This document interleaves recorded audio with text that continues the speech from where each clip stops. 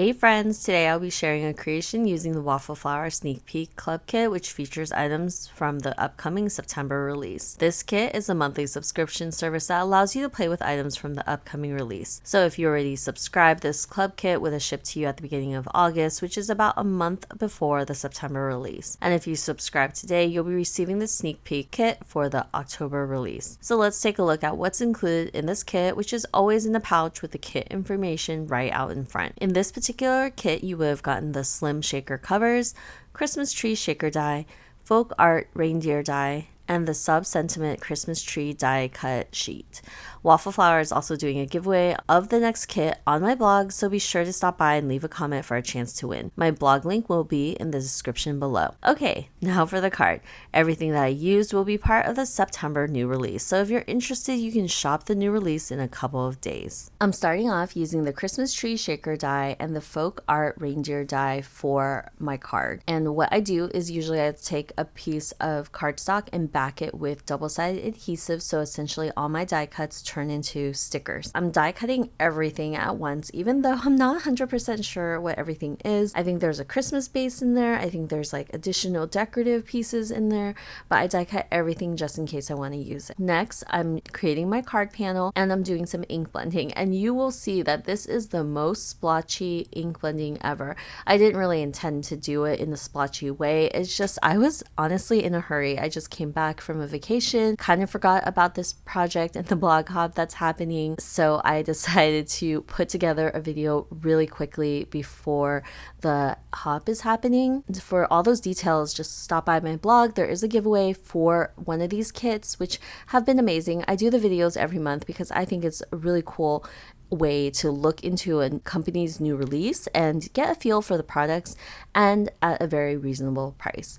So as you can see, my ink blending is kind of splotchy. That Seedless preserve in the middle was really heavy handed, and I did go in a couple of times just to try to blend this out a little bit, but I ultimately decided that we're going to make this into a night scene. And it originally was going to be a night scene. It was just going to have these three colors, but because it was a little splotchy, I decided to go in with black soot.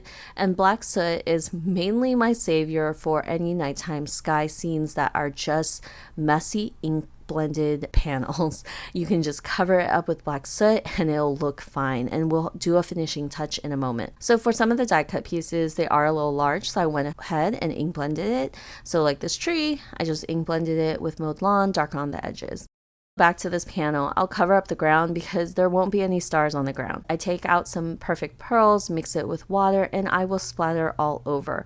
I just want to splatter as much as possible, and it pulls together the nighttime scene. Everything that I put on this card will kind of cover up most of the sky, so it's really an afterthought, and it doesn't have to be perfect. So if you're always concerned about ink blending and having smooth ink blending, you really don't need it, because usually it is just the background and it doesn't throw people off if it's not ink blended perfectly. For some of my other small pieces, I do ink blend them up just because it's a lot faster to do than coloring, but there are some pieces that I will color, like these lights.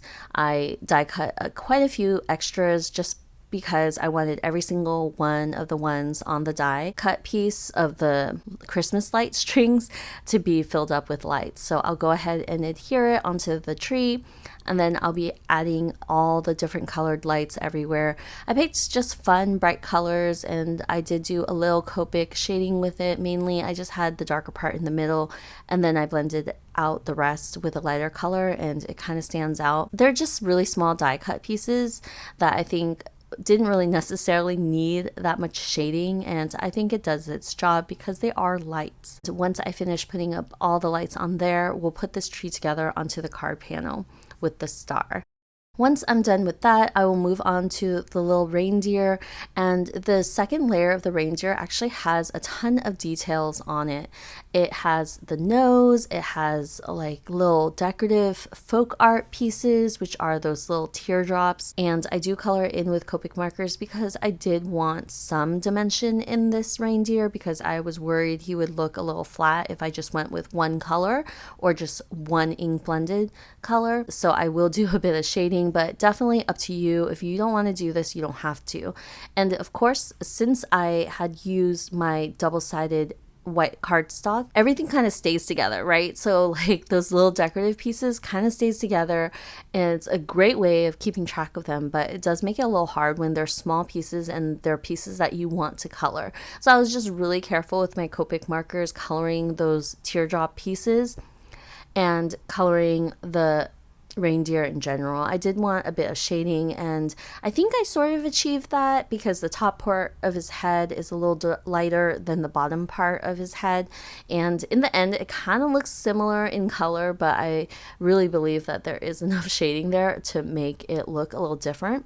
I also end up adding a bit of darker brown to the reindeer horns and then his feet, just so it can pop a little bit more. For this card, it's very easy to put together because these die cut pieces are pretty large. It obviously takes up most of my card panel, and I decided to do it in a horizontal card versus a vertical card because I thought there would be more space. Actually, it ended up being a little too much space because I thought there was a lot of space on one side, and so I'll even it out by trimming it down and matting it onto cardstock. So for the last part of this card, I'm using the Sub Sentiment Christmas Tree die cut sheet, and I had a hard time figuring out which sentiments I wanted to use. I tend to always do sentiments at the very end, which isn't always the best idea, but it works out here because I was able to get it to fit just by trimming down the sentiments just a little. Like a Very Merry next to the reindeer is really tight. So I did trim this panel down and mat it on black cardstock because I just wanted it to look a little bit more even, since all the sentiments were on one side, that there was weird empty space on the left hand side of the card, and that's where I trimmed it down. I hope you enjoyed it, and be sure to stop by my blog to leave a comment for a chance to win their giveaway. I will see you guys next time with another video. Bye!